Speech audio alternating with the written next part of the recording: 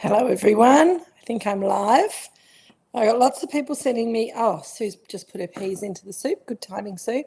Lots of people sending me pictures of their soup, good work. It's a ripper of a recipe, so if you didn't make it for tonight, make sure you make it for yourselves sometime soon while it's still cold because it's delicious. Not everyone's here, but quite a lot of you are here, so lovely to see you. Loans has just logged in. Hello, Loans. G'day. I think Fiona was first. Emily and Kevin. G'day. I'm looking forward to this too. Got Jeff and Sue. We've got Michael Woodward's joined us again, which is great. Peter and Karen didn't quite get their wine in time, but you've got a 2015 to go. Hello, Rita. Good to see you. Just Nareem and Jean at the Dice. Keely's out partying and Ali's in her room with flu. Oh no, poor Ali. Give her a remote hug from me, Nareem. Who else is here? David's here, of course. Hello, David. And Kay, hello. There's been a lot of chat that I kind of lost track of who's logged in, who hasn't. Hello, Alison, cooking soup tonight. Hello, David. I've had it. My soup isn't quite as beautifully presented as it was a minute ago because I had to taste it to make sure that it was properly seasoned. So I've kind of mushed it up. So it doesn't look gorgeous, but gee, it tastes good. Dan's sitting on the train home without a glass of wine. That's very sad, Dan. And I've got my camera sort of pointing down a little bit so that you can all admire how well Polly has come through her major tooth surgery. Anyone who doesn't follow me on, hello, Cotty and John, lovely to see you. Got your soup, got your wine. Alison's been making focaccia as well. Anyone who doesn't follow me on social media, maybe now's not the time to start because there was some slightly gruesome pictures of young Polly's post-operation teeth, which was a little shocking for some people, so I apologise. But she's doing well. She's a bit tired. She didn't eat all her soup either. Shell and Andrew have got the very tasty, very unattractive soup. I know it's ugly, delicious food, which is a thing, and I think it's a good thing, particularly in winter. Mine looked slightly better before I started kind of mushing the yogurt into it, but even a big sprinkling of green herbs doesn't really help the look, but it doesn't matter. You just have to pour yourself a glass of wine and enjoy the soup with the wine. What wine, I hear you say? Daisy had 15 teeth out recently. Oh my God, poor Daisy. That's awful. Hello, Angela and Simon. Lovely to see you. Oh, there's Pussycat Tail there too. All the animals have decided to join us today. Alison thinks the herbs and yogurt will be fab. Yes, they do help. Poor Polly, Angela, I know, but she's okay. She's very happy to be here at Drinks with Kate. There she is, keeping an eye on you all, making sure that you know that she's not 100%. Hello, Pussycat. Hello, Shasha. All right, so Jill and Richard are going out, so the cats are disturbed. Pete's gone home to Nina, so hopefully he's home soon. Hi, Pete. Hi, Nina. I am about to open a bottle of Pinot Noir 2023, all for me. I won't drink it all before I drive home, though. I will take some home with me. Right. So we had a bit of a false start a few weeks ago with me sending you an email saying that we were drinking the Estate Pinot Noir 23 when it was actually the Duck Pinot Noir 23. So I got you all excited about it, and then we took a step up to the Duck, which was always good. But this wine, we've just rolled over to Celador. We've just started selling it with our distributors, and for the first time in many years, we are on the same Estate Pinot Noir as our single vineyard Pinot Noirs that we are selling at the moment. So I'm quite happy with that. It's nice to have the whole range from top to bottom in the same vintage, and I think that if you haven't already started tasting this wine, you absolutely should right now because it's so delicious. Bit of a deeper colour than the 2022, and darker fruit on the nose. Alison saying first taste is superb. I think so too. This wine really is ready to go. And I looked at it a few months ago and it wasn't at all. So it's kind of sprung to action just in time for release, which is really wonderful. Deep colour, a little bit of garnet, but really deep kind of berry fruit colour and that deep berry fruit aroma as well. Hello, Zach and Jack. How you going? The nose is just gorgeous. I just could smell this wine all day. It's got some black and red cherry, as we always see in these Pinots, but I also get some really ripe, sort of almost black strawberry fruit and some dark ripe raspberry fruit on the nose as well. It's really juicy. 2023 was a vintage that, again, we had small crops, difficult weather during flowering and fruit set, but then it was really cool through the whole ripening period. So the fruit aromas developed slowly but became very, very complex. It held on to a lot of acidity, and it's got some really nice tannin in there too. So it's got a real juiciness that comes from that cooler summer ripening, and the acidity kind of accentuates the juiciness because it makes you think of sort of lovely ripe but not overripe fruit, which I think is just gorgeous. Even some blackberry, Alison, I agree. Michael's saying that's his taste in Pinot, perfect balance, colour, flavour, nose. Good stuff. Thank you. We're very excited. I love the 22, and we have a little bit of the 22 kind of stashed for us to have a play with later on down the track. But if you do want some 22, just give us a hoy. Leonie can sort you out. The 23, I just think is so delicious. It's really great time to be launching it. All that juicy fruit, definitely. Got a little bit of fluff on my glass. I always manage to get little bits of fluff on my glass. Very frustrating. There goes the cat. There's a lot of activity going on around here, isn't there? I wonder what are you going on about, pussycat? Very juicy fruit. What's wrong? I know, they're going out. Lots of juicy fruit, but some really lovely sort of herbal, earthy, spicy notes as well, which is why I think it's a really good match to this soup. David Inchley, it's great. I'll go out on a limb and say you couldn't get a better Peninsula Pinot under $50. Thank you very much, David. We may be putting the price up soon. Not for this one. The 22 is still available through the website. Peter has logged on to tell us. Hello, Peter. Thank you for that. That's right. So yeah, be aware if you're buying the Pinot Noir on the website, it's the 22. If you want the 23, then give Leonie a call or come in to Cellar Door, because then you'll get the 23. Just make sure that and if you want to order it through the website, it's the same price. Just write a little note saying, can you please send me the 23, not the 22? You know, all the normal stuff. Okay, so we've talked about the fruit, and that's going to develop on the nose as the air gets into it. Hello, Sue and Daryl. Welcome. Nice to see you. For me, it's got this beautiful lifted kind of red rose petal aromatic as well. It's also got, as I said, herbs and spices. So what am I talking about there? It's sort of almost like dried herbs. And I think Cotty maybe said that it tastes like a wine with more bottle age. I agree. It doesn't have those kind of edgy, kind of elbowy notes that we sometimes get in the wine when it's a bit young.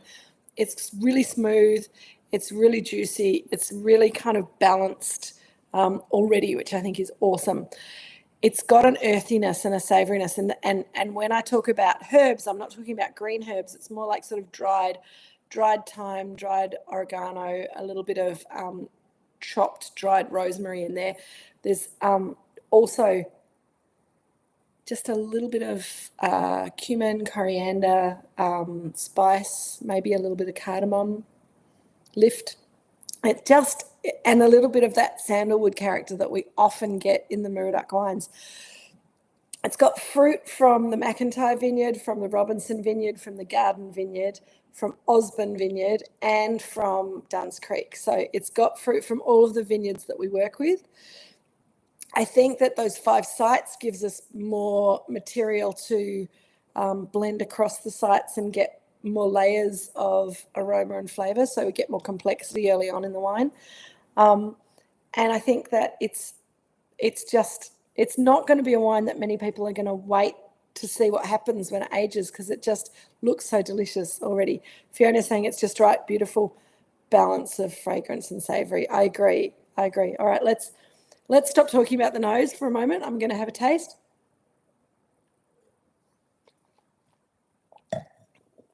Thank you, Alison. I think you're right. And I don't think Jeremy's on the chat tonight, but he said he might be sticking his head in at some stage. And Dad, I think that the winemakers have done an amazing job with this wine. I think the season has helped, but also the work that we've been doing in the vineyard has also helped. I think we're getting better and better quality fruit as the vineyards are improved, with a bit of regen ag, particularly in the McIntyre vineyard. But we're working through getting our pruning better, restructuring the vines in the other vineyards as well. So every year gives us something different to work on, which I think is really exciting. Okay, on the palate, really juicy, crunchy red and black juicy fruit. It's really delicious on its own. Shell's saying that's bringing out the cinnamon and the ginger in the soup. Absolutely. Yum. Why don't Andrew and I make soup more often? Well, Shell, this is kind of somewhere between a soup and a stew, I reckon. I don't know about you guys, but mine has not got a huge amount of liquid in it once I'd kind of cooked it all down. But it is so warm and delicious. There should be some ginger powder in there, Alison. I'm going to have a little bite of my stew now.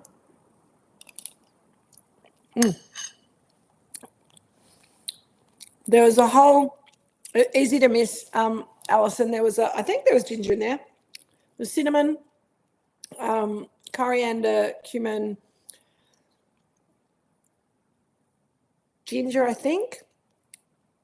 And if there wasn't ginger in the recipe, you could always put a little bit in. Definitely saffron. I think that was all the spices. So I'll have another look at the recipe. But yeah, just little bits of all of the spices that bring out the sort of the freshness of it. No ginger, says Sue. Okay, no ginger. Shell and Andrew went rogue and did you put some ginger in, Shell? Andrew? It's okay. I think this soup can cope with those sort of flavours. It's very much... also, some of you, the veggie one, I was going to say, I just realised what had happened, Shell. My brain is a little bit slow today. It's been a big week. So there's no turmeric, there's caraway in the, so lamb shank soup has the caraway in it, as well as the cinnamon and the saffron and the cumin and the coriander. The vegetarian soup that Shell and Andrew made has got ginger in it, for sure. It gives a little bit more zest. And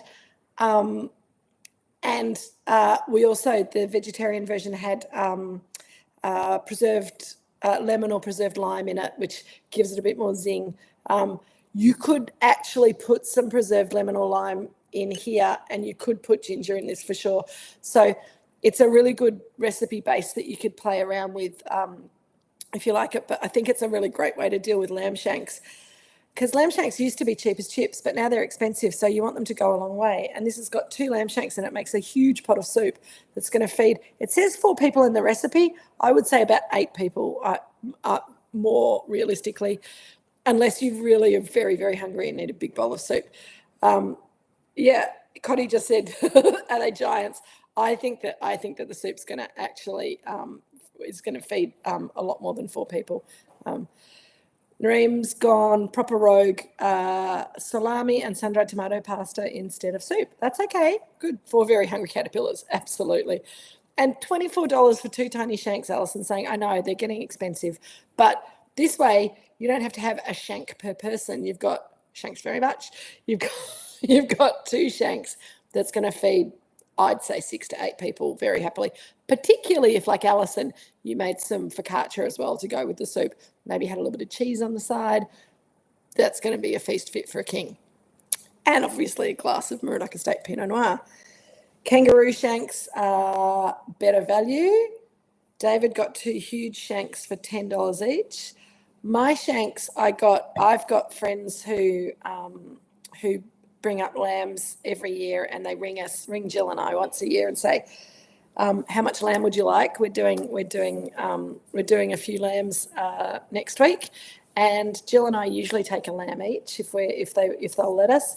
So I had a couple of shanks in my freezer, which I thought went to very good South Yarra tax. Absolutely, Alison.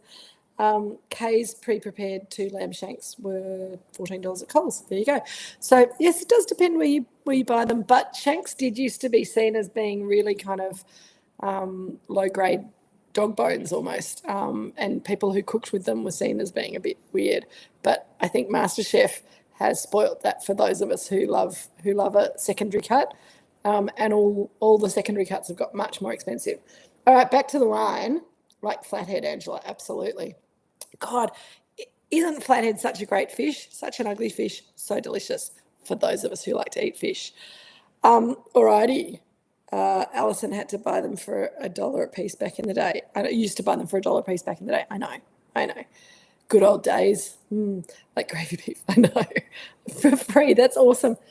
All right, back to the wine. It's evolving, and I'm getting more red fruit coming up in the nose as the air gets into it. It's still got that lovely spicy note, but it's also there's that sandalwoody kind of incense, almost perfume coming through, which I think is really lovely and exotic. On the palate, the wine looks younger, I think, than it does on the nose. It's still got that kind of slightly elbowy kind of palate feel. It's got lovely texture to it. The tannins are good. The acid's good. The fruit's just a little bit less round than it is on the nose. But I still think it's absolutely delicious, ready to go, and it's got very, very good. Hang on. Michael's saying, just came back from France. There's no chance of finding a Pinot this good under €100. Burgundian Pinot Noir is varied and unpredictable, Michael, I agree. And unfortunately, most of the really good stuff gets sold not in France. You might find it in some good restaurants, but going to cellar doors or co-ops or whatever in Burgundy these days is very hit and miss, very disappointing. And it's a shame because great Pinot should be accessible to everyone. Dad's locking the doors for me. I know, he's going in and out of the doors. That pussycat's really not happy. Oh, well, Dad can deal with it. Fiona's saying you don't notice the elbowiness if you start with the soup. Okay, I will have some soup and I'll have some wine and see how that works, because that was my plan, for the soup to sort of soften out the edges of the wine on the palate. So I'm glad that it's working.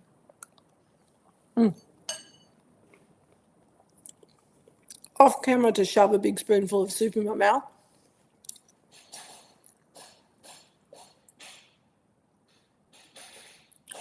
It does soften. I just got a big mouthful of coriander, which possibly isn't the best match to the wine, but Angela has a kick of chili in her soup. I do too. I put 2 little bird's eye chilies in as per the recipe. I think it works personally. I mean, I wouldn't want to see any more chili, but I think that this wine can cope with a little bit of chili as long as there's enough richness in the food. And I think that the lamb shanks, the slow cooked sort of effect, the lentils and the pearl barley and the chickpeas all work together to really kind of soften things. And I often find tomato-based things hard to match to Pinot, but I think that because this has got so much earthiness from the pulses, then the tomato kind of really takes a back seat, and the tomato and the chili just kind of help add a little bit of sweetness, a bit of spice. I think it works with the Pinot. But what do you guys think? Are you finding the chilies getting in the way of the flavours of the Pinot? Pete wanted to know what is elbowiness, and I think that's a good question, Pete. It's kind of if you envisage it in your mind, you know how teenage boys particularly tend to be a bit gangly, and when they run or when they walk, their elbows stick out, and they're not smooth and cool and calm and collected.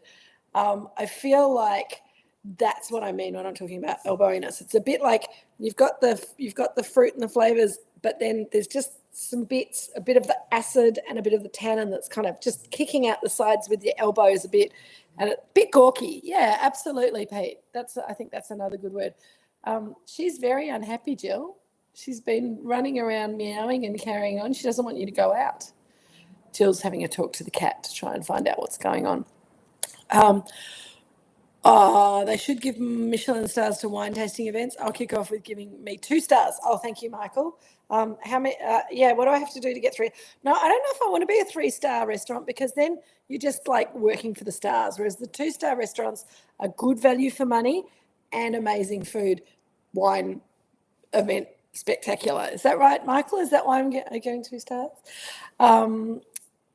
David and Fiona had some Turong Farm olive fugasse with the soup. Fantastic. I do think I don't have any bread with the soup because I wasn't that organised. Thank you, Michael. Sequins. Yes, if I wore sequins and made the wine 3 times as expensive, then I might be able to get 3 stars. But I'd have to get Polly and the cat to do a little bit more work as well. The hit of tannin, Rita, is always going to be there, but the fruit will kind of relax around it and pad it out a little bit more. It's already padding it out nicely. But with another, I don't think this one's going to need a lot of time to sort of lose its gawkiness. But there's Jill. Hi, Jill. Hi, Jill. Everyone can see you. Hi, Richard. Woo, bye. Have fun at your wine tasting. Yeah, wine tasting is not going to be as good as our wine tasting, just saying. Yes, so Rita, with bottle age, I think that the tannin will still be there, but it'll be better. It'll have softened a little bit, and the fruit will have kind of enveloped it a bit more.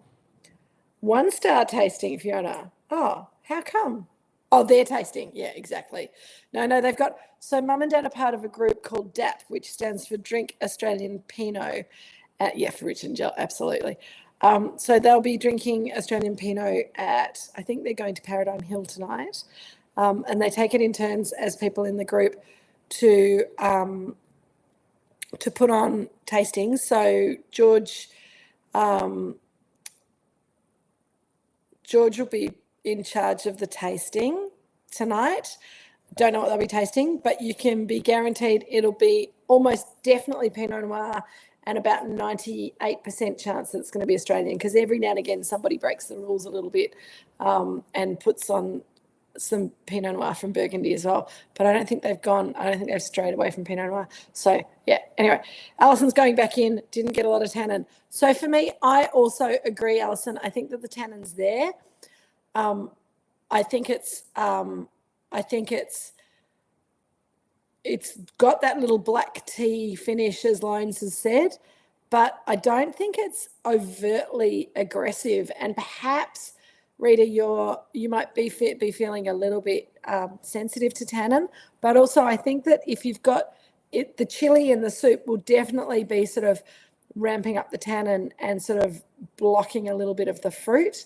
So that's where chili can be a little bit confrontational, matching it to red wine, because chili and tannin accentuate each other. The tannin makes the chili seem spicier, and the spice of the chili makes the tannin feel a little bit more bitter and more textural.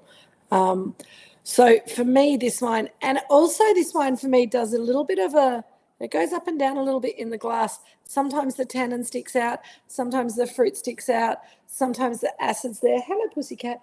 But it just depends on, what you're eating, how you're feeling, how the wine's feeling in the glass, and it's going to change with air and with swirling as well. You've probably noticed I've been swirling this madly since I put it in the glass, and it's changing all the time. Kate's getting a little charcuterie meat nose in there. Absolutely. Alison's starting with cheese and purple potato chips, soup for later. Okay, good work.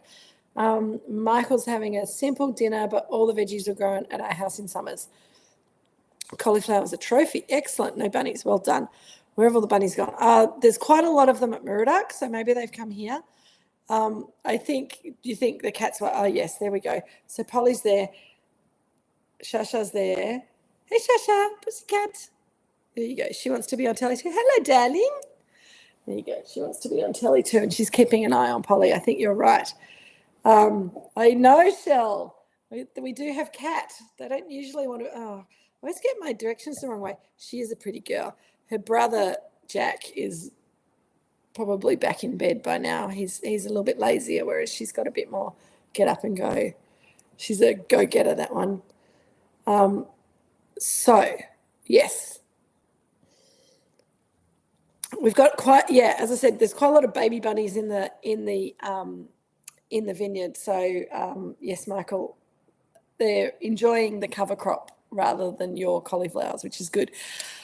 Jeff and Sue, I'm glad you're enjoying the food match. I think that the bunnies have moved to Fingal. Yeah, I think they're all around. Maybe you've got a good fox, Michael, who's keeping the bunny population down. Polly does look as though the drugs are working. Absolutely. A few wedge-tailed eagles will sort out the bunny situation. Absolutely. We've got a couple that come and go here. I haven't seen them over winter. Maybe they go north for winter.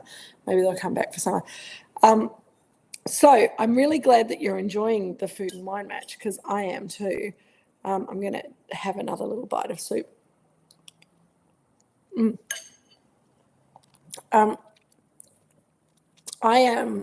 have to now admit, I am a complete soup junkie. I love soup in winter. I'm always happiest in winter when I've got a pot of soup on the stove. And I'm, yes, one of those people who has like a master stock, and then I'll make one soup and then I'll get a bit sick of that. So I'll put some different veggies in, or I'll blend it up and make it into a creamy soup when it was a chunky soup before. But it's always hard with Drinks with Kate to do soup, because it's hard enough to talk and taste wine and nibble on things that stay together without, spilling them all down my front and making a complete disgrace of myself. But soup is hard to taste when you're trying to present. So I've always kind of steered away from soup. But a lot of our wines would match to a lot of my favourite soups in winter. And I think that it's a really good, and you can get a lot of complexity into soup depending on what you're doing and what flavours you're going for. But a really good minestrone is awesome. This lamb shank soup, you could go in lots of different ways with it, but I love the Moroccan spice, particularly with a bright young Pinot like this. And if you've got some delicious bread to go with it, then you're really in heaven. So go the soup. Michael's saying foxes are all from Canberra, public servants. Excellent. Oh, no. So what is the soup doing that is a little bit tricky with the wine? As I'm kind of moving through, I just got quite a big bit of chili in my last mouthful of soup. And I think that umami flavour from the lentils and the pearl barley and the chickpeas, plus the chili, plus the tomato, can be a little bit challenging. But I think what that does is it brings out some really different flavours from the wine that I hadn't seen before. And I'm now seeing a little bit of blood orange coming through. I'm seeing a little bit of Campari, even though it hasn't seen any whole bunch. It's got some of that kind of lifted herbal kind of amaro-y kind of notes that we often see in Moorooduc Pinots, and that I really love to see in the wine. So I think that the flavours of the soup are bringing out that savouriness in the wine a little bit more, whereas when you drink the wine on its own, or maybe just with some cheese, it's going to be a lot more fruit-driven. So that's also a fun thing to do when we're looking at food and wine matches, is seeing, what sort of food brings out what sort of flavours in the wine. On that, I'd be really interested to know if there are any particular food and wine matches that you guys are dying to do. You know what's in the box that we've got coming up. And I thought it would be quite fun to do, again, a sort of a cheese platter with a whole lot of different cheeses with one of the wines. Maybe the Pinot Gris, because that's going to work better with things like soft cheese and blue cheese and that kind of thing. But have a think. If there's anything that you really want to explore food and wine matching wise, Sizzler Toast Shell. That was on quiz. Michael, I think that could be really struggling, but we will do a cheese platter. We'll do, because I know, Rita, you asked me last week about what cheese is going to go with the wine, and I think that we've gone past this whole idea that a cheese platter has to go with red wine and that's it, because I don't think they always work. And I think Shiraz and goat's cheese, Michael, are you saying it's a good match or it's not a great match? Because I'd be a little suspicious of Shiraz and goat's cheese personally. I think that the acid in the goat's cheese might fight with the Shiraz, but I could be wrong because I don't think I've done it. If I have, it was a long time ago. Someone else, Fiona has asked me a question. So with the grapes from garden vineyard, do you designate them for the estate before you ferment? Are they destemmed? Yes, absolutely. What sort of goat's cheese, Michael? A soft goat's cheese or a hard goat's cheese? And is it going to make me happy or is it going to make me cranky? Send me some more information and we'll do it all together. I think we've got a Shiraz coming up sometime in the next few weeks. Next week, I know we have an aged Chardonnay, and we'll talk about that a bit in a minute, but I'll come back. I'd really like to hear, Michael, why you're saying Shiraz and goat's cheese. But maybe we have to, but at least tell me what sort of goat's cheese. Are we talking about like a goat's cheese feta, like a soft goat's cheese, or something a little bit harder and saltier and more dried out in a goat's cheese, like a crottin French goat's cheese? Kay has some ash goat's cheese, could work with Shiraz. Yeah, soft but cranky, Kay. There's a concept. Yes, it does happen every now and again, Michael. Not very often, but, you know, it can happen. Someone else. So, yes, so Fiona, sorry, I didn't finish answering your question, which is a proper sensible question about this wine. The garden vineyard fruit that goes into the estate Pinot Noir is selected because we've got the garden vineyard's got two different plantings. It's a very small vineyard, but there's two plantings. There's a house block and then the other block that I can't remember what we call it, probably the back block. And the house block gives us, if Jeremy's out there, please help me.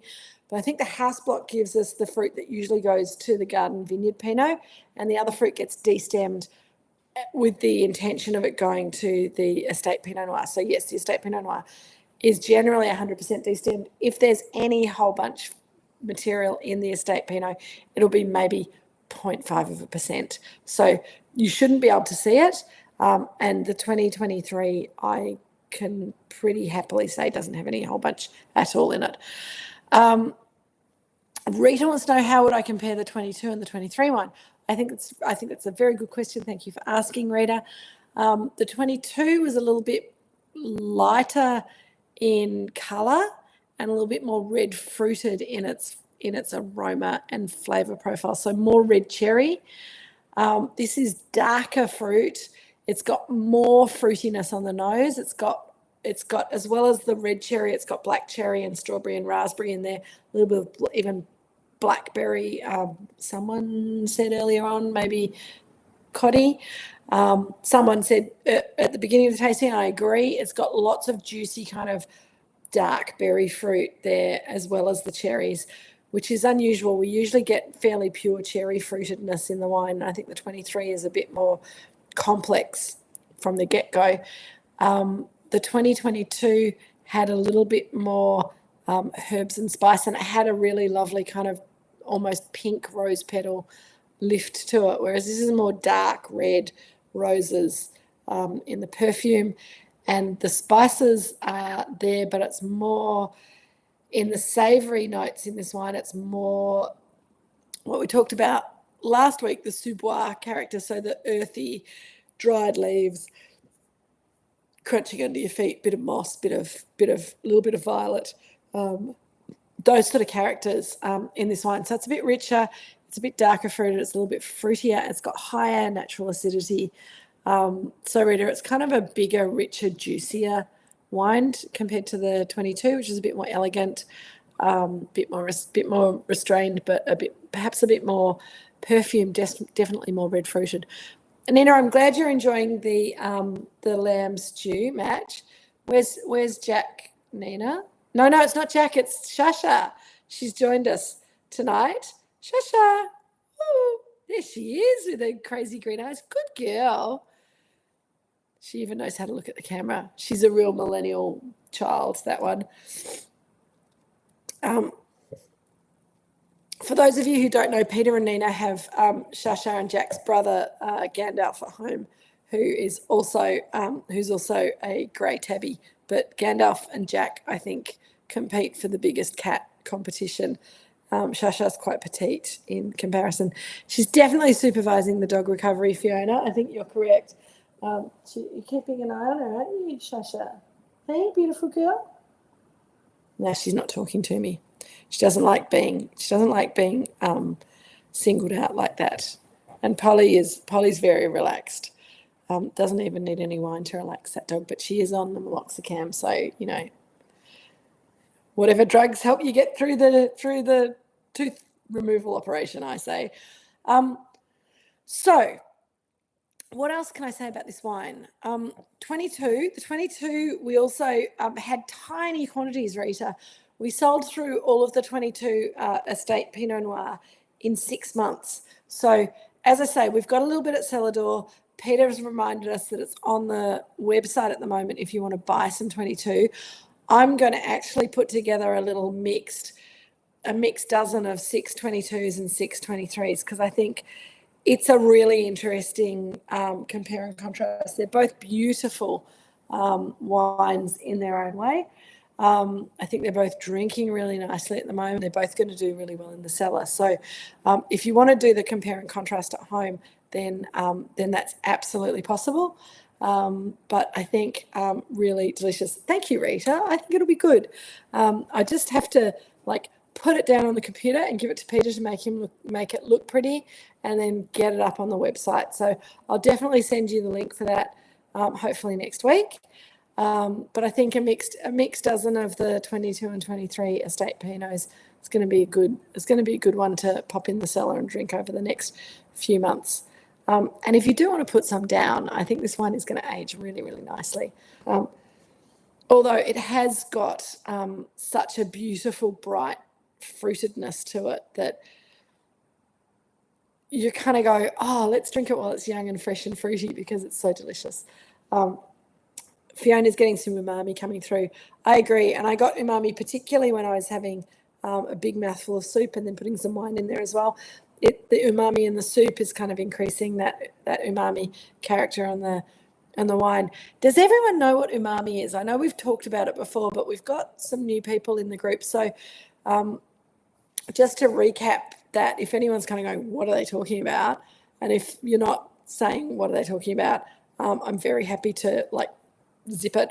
But Fiona's talking about fermented black bean. I think that's a good descriptor for this. Umami is the sort of the fifth taste that you can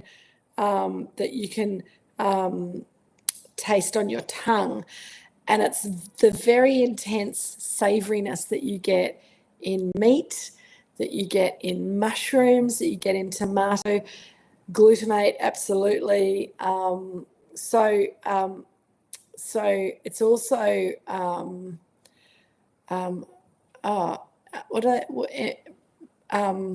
monosodium glutamate. So MSG is very much pure umami. Michael's wife Anne is gate crashing and asked what umami is. There you go. Vegemite as well. Thank you, Alison. So yeah, all those. So Vegemite's salty and umami. Mushroom is umami and a little bit of bitterness. Tomato is umami and quite sweet. MSG is just umami, possibly a little bit of salt as well. So yeah, it's that savoury note that it doesn't quite get covered off by salt, bitter, acid, and sugar, which are the other four things that your tongue can taste. So when you've got a cold and your nose isn't working but your tongue is working, you should be able to taste umami, you should be able to taste sugar, you should be able to taste acid, you should be able to taste bitterness, and you should be able to taste saltiness in wine. And this was the really weird thing. For those of us who, when we got COVID, we lost our sense of smell, we also lost our sense of taste. So when I had COVID, I couldn't taste any of those things that your tongue's supposed to be able to taste, which freaked me out completely, because when you've got a cold or when you hold your nose, you can still taste those 5 things with your taste buds. It's much less exciting than it is when you can smell things as well. And wine without your sense of smell is much less exciting. It gives you those flavours. It's quite blunted, but it kind of gives you alcohol. And so when you're sick, a lot of people, when they're sick, if they want to have like a hot toddy or something to make themselves feel better, they'll make it from rum or brandy or whiskey, because you get that extra alcohol boost. You get the acid from lemon juice, you get the sweetness from the honey that you put into it. So you're getting those things that your taste buds can taste. You're getting that little bit of alcohol that helps you get to sleep. And a lot of people I know really kind of, really talk up the hot toddy when you're feeling sick. For me, when I'm feeling sick, I just want to drink water or honey tea. I find